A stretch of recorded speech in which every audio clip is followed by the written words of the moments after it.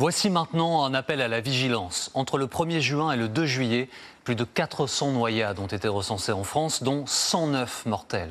C'est le double de l'an dernier. Il a fait très chaud, très tôt dans la saison et les drames surviennent très vite. Charline Hurel, Aurore Coulon et Clara Gross ont rencontré plusieurs familles qui ont accepté de nous raconter leur histoire.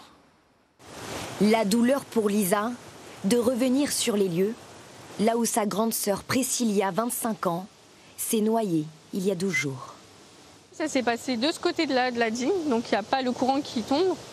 Tout s'est passé en une seconde. Sa mère et son frère étaient présents. J'ai demandé à ma sœur de venir, il l'a attrapée par le bras et tout de suite dès qu'elle s'est mise dans l'eau, ça l'a aspirée. Ma mère est partie appeler les pompiers, mon frère a tenu quand même ses bras le temps que qu'elle ne soit pas aspirée complètement. Et après, il la voyait plus sous l'eau. Donc là, ils ont hurlé, voilà. Priscilla est tombée dans un vortex, un tourbillon créé ce jour-là par la canicule et un courant d'eau froide. La baignade ici est interdite par la commune, mais aucun panneau ne le mentionne. Ça fait 5 ans que je connais le lieu et j'ai jamais eu de panneau. Apparemment, les panneaux sont souvent arrachés.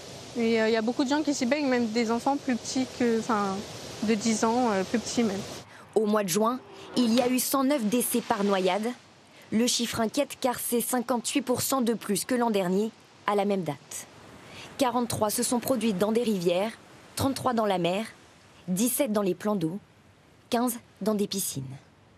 Dylan, lui, a échappé in extremis à la mort, ici dans la Loire, il y a un mois.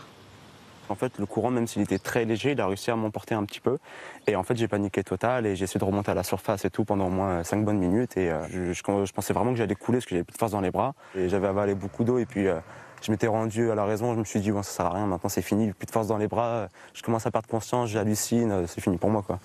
Sa chance, ce jour-là, un baigneur à proximité le sauve. Lorsqu'il reprend conscience, les pompiers s'occupent de lui. Pas de séquelles, mais Dylan a eu très peur. Il y a eu des moments où je faisais des cauchemars, je me réveillais en pleine nuit, en crise d'angoisse et tout, où vraiment je me revoyais dans la Loire et puis cette fois-ci, il n'y avait pas de sauvetage, quoi. Donc ouais, ça m'a fait un peu peur. La baignade est interdite à cet endroit. Pour prévenir les noyades, il est recommandé de privilégier les zones de baignade surveillées.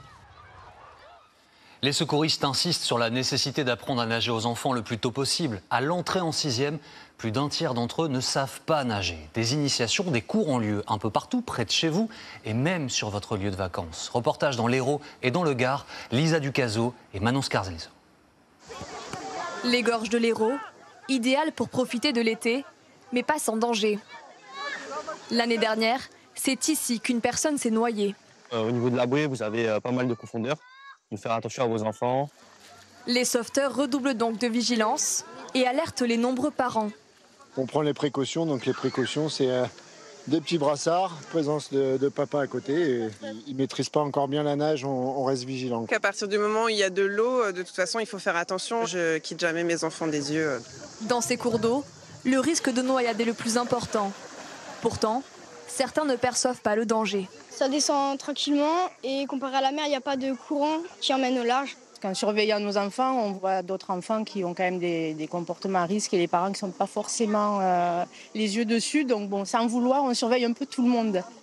Moins de surveillance et des enfants dont le niveau en natation n'est pas toujours suffisant. On a repéré que les enfants de maintenant apprennent beaucoup plus tardivement à nager correctement. Forcément, quand on ne se sent pas à l'aise dans l'eau, on panique plus vite, ça peut entraîner un drame. Alors pour éviter la panique, on le fera tout à l'heure en lâchant le mur, d'accord? Ces pompiers volontaires proposent gratuitement des cours d'aisance aquatique. Là, j'apprends à faire des gros mouvements. Certains enfants découvrent l'eau pour la première fois. Maman, j'ai envie d'apprendre à nager. Eh ben, on est en train d'apprendre, ça fait partie de l'apprentissage. Olivier leur apprend à apprivoiser cet élément, mais aussi à connaître ses limites. Là, on le voit, il y a des enfants qui commencent un petit peu à lâcher le bord. De même, ils se disent, tiens, si je lâche le bord, il ne faut pas que j'aille trop loin. Donc on est sur les premières phases de l'acquisition. Donc c'est un enfant qui peut-être, quand il se retrouvera seul dans un milieu aquatique, se dira, il faut que je reste au bord. Choisir les zones de baignade surveillées reste l'un des meilleurs conseils pour nager en sécurité.